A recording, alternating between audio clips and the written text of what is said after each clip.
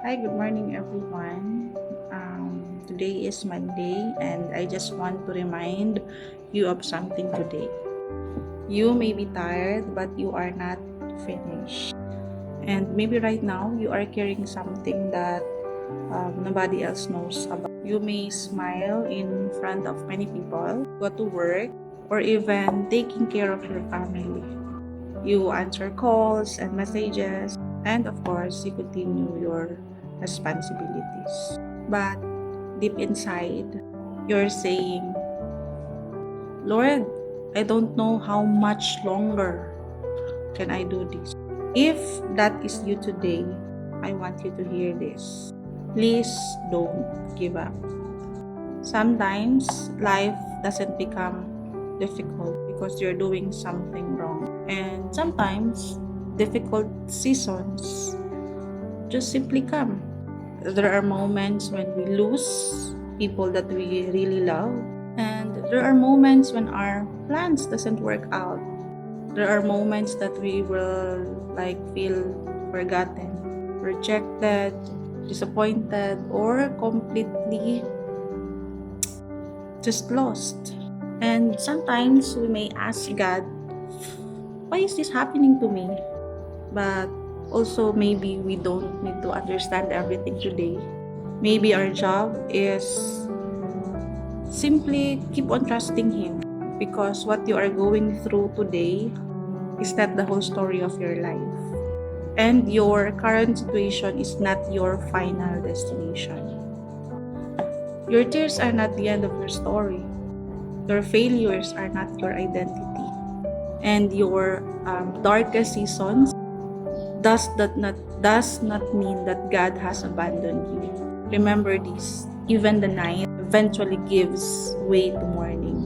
So if today you can only take one more step, take that step. If you can run, then walk. If you can walk, then crawl. And if all you can do today is breathe, so say, Lord, help me. Then let that be your prayer. Because sometimes surviving a day is already your victory. Don't compare your journey with somebody else's journey. You might look at someone and think, why their life is moving forward while mine's still stuck.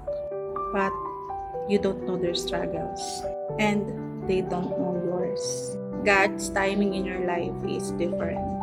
Maybe you're not behind. Maybe you're being simply prepared. So, keep learning, keep praying, continue working, and also keep on living.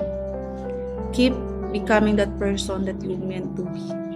And when you fall, don't be afraid to stand up again, again, and again. You are allowed to start over. You are allowed to rest. You are allowed to cry. And you are allowed to admit that you are tired. But don't allow one painful chapter to convince your entire book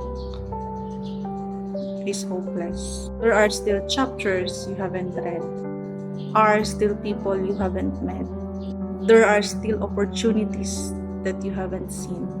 There may be still prayers that may be answered in ways you never expected. So today, I want you to tell yourself, I will keep going.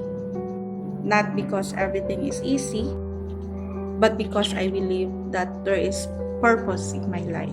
I will keep going even I am tired. I will keep going even though I don't understand. I will keep going even if the road is difficult. Because I believe one day I will look back at this season and say, now I understand why I have to keep going. And if nobody has told you this today, I am proud of you for making this far. You have survived days you thought you couldn't survive. You have able to overcome things that once broke your heart, and you're still here. So take a deep breath, wipe your tears, lift your head, Say a little prayer and take another step. Your story is not yet over. Keep going, and God is not finished with you. And maybe your breakthrough is closer than you think. Have a blessed day, and remember, you don't have to know or figured out everything. You just have to keep moving forward one day at a time. The Lord bless you always and keep safe.